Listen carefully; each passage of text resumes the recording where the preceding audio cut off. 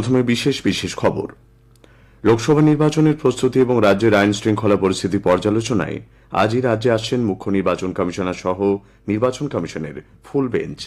আগামী দুদিন একাধিক বৈঠক নির্ধারিত রয়েছে। রাজ্য সরকার ভিলেজ পুলিশ ও সিভিক ভলেন্টিয়ারদের নিয়োগের ক্ষেত্রে আসন সংরক্ষণের কোটা বাড়িয়েছে।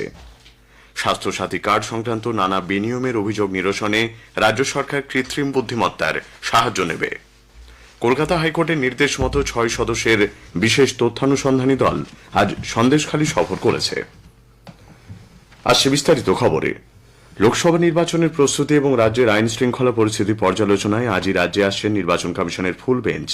মুখ্য নির্বাচন কমিশনার রাজীব কুমার এবং নির্বাচন কমিশনার অরুণ গোয়েল ছাড়া কমিশনের 11 জন আধিকারিক ইতিমধ্যেই কলকাতায় পৌঁছেছেন। রাতেই কলকাতায় আসছেন মুখ্য নির্বাচন কমিশনার এবং নির্বাচন কমিশনার। আজ থেকেই দফায় দফায় বৈঠকে বসার কথা আধিকারিকদের। রাজ্যের মুখ্য নির্বাচনী আধিকারিক আরিজ আফতাবের সঙ্গে আজ কমিশনের অন্যান্য সদস্যদের প্রাথমিক আলোচনা চলছে বলে সূত্রের খবর। আগামীকাল কমিশনের পূর্ণাঙ্গ বেঞ্চ সকাল থেকে স্বীকৃত রাজনৈতিক দলগুলির প্রতিনিধিদের সঙ্গে দফায় দফায় বৈঠক করবেন। জেলার নির্বাচনী আধিকারিক ও পুলিশ প্রশাসনের কর্মকর্তাদের সঙ্গেও তাদের বৈঠকে বসার কথা। মঙ্গলবার আয়কর দপ্তর, পুলিশ সহ বিভিন্ন সংস্থা ছাড়াও রাজ্যের মুখ্য সচিব ও রাজ্য পুলিশের মহানির্দেশকের সঙ্গে বৈঠক করবেন কমিশনের সদস্যরা। ওই দিনই তাঁরা মুখোমুখি হবেন সাংবাদিকদের। এদিকে কলকাতা সহ রাজ্যের বিভিন্ন জেলায় টহল দিতে শুরু করেছে আধা সামরিক বাহিনী জওয়ানরা। কলকাতার সার্ভে পার্ক, পূর্ব যাদবপুরে রুট মার্চ করতে দেখা যায় বাহিনীকে। আগামী 7ই মার্চ আরও 50 কোম্পানি বাহিনী আসার কথা।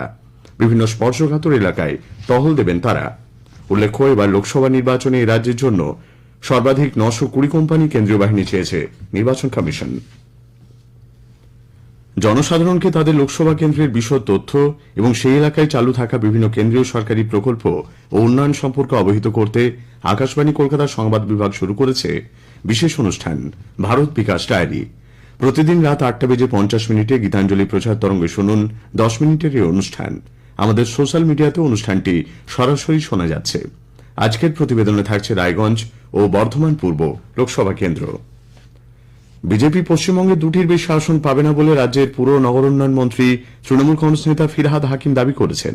আজ বীরভূমের পাড়ুই পঞ্চায়েত মাঠে এক জনসভায় যোগ দিয়ে ফিরহাদ হাকিম বলেন, এর আগেও বিজেপি 200টির বেশি আসন জিতবার দাবি করলেও 70টি আসনে আটকে যায়।